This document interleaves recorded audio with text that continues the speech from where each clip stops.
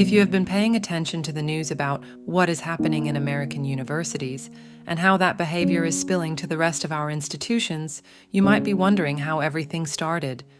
Most of us, we might not see it on our everyday life, but corporations, educational, and government bodies are implementing some drastic ways of interaction with one another. In some universities, a strange behavior started to grow. Students were demanding the cancellations of certain people to speak at campuses because the speakers convey dangerous views. Just because students would feel threatened, they would make everything in their hands, including violence, to either disrupt the event or make the university cancel the event. Words like microaggressions, safe spaces, trigger warnings were used more and more by students because some subjects would be too stressful to discuss. Students were not accepting facts to disprove their point of view. Every aspect of social interaction was looked through lenses of race, gender, or social status. Students were behaving like a tribe, and US versus them was adopted. All of these topics are explained in A Coddling of the American Mind by Jonathan Haidt and Greg Lukianoff. They shine a light on how this started, how we get where we are, and give some advice on how to correct the path we might be going to.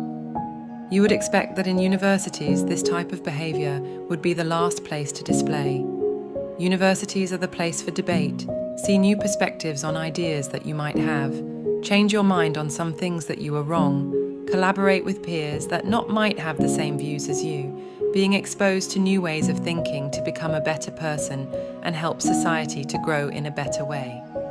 One of the reasons they exposed is the high rate of anxiety and depression high schoolers have nowadays. The introduction of smartphones and social media correlates with the new levels of mental health issues that might not be the whole cause of this behavior to erupt, but we can see the relationship of the two. Gen Z grew having the internet at their reach of their hands, accessing freely to these apps that can rewire your brain in some odd ways, especially affecting girls than boys. We know how young girls can compare to any social media figure that displays her beauty. Girls are more prone to spread rumors or try to damage social relations through social media against each other. The fear of missing out, being excluded from social events, the lack of interaction face-to-face, new generations spent more time supervised by an adult to make them feel safe. All of these issues affected Gen Z, and once that they started to arrive to universities, they were faced to adversities that some of them cannot tackle. Clearly not all individuals that belong to Gen Z are having these adversities, but the ones that do are making life in campuses and workplaces an intolerable environment for the rest. As parents, we want our kids to be and feel safe, but we have overprotected our kids in a way that is clearly affecting their development. We make sure that the game or place they are playing offers a safe environment. We must acknowledge that kids are quite resilient as well, and we have created an environment in homes and schools that avoid stressful moments for kids. We have to start thinking in ways to treat our kids' brains as their immune systems. Our immune system needs to be challenged so it can become stronger. There is an analogy really interesting in the book.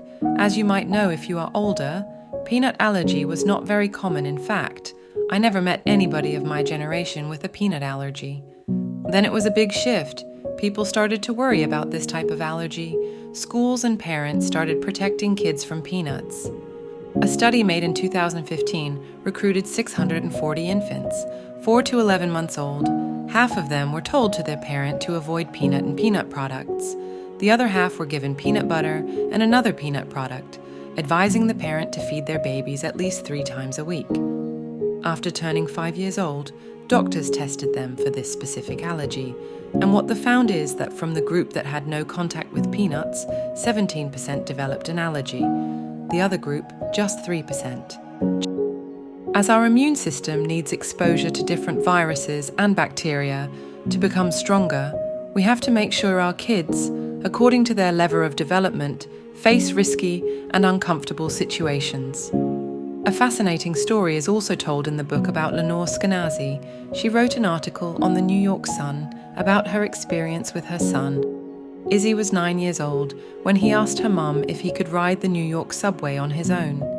He wanted to be left on a place he didn't know and find his way home.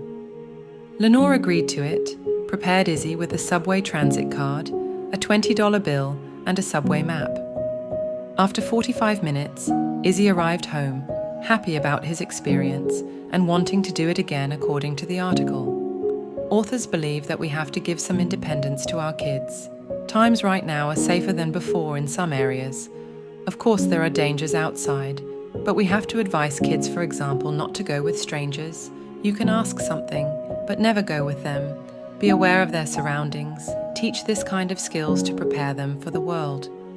They suggested that we let them walk alone to places, encourage them to take small risk so they can develop risk assessment. Another argument they presented is the lack of free play kids have nowadays.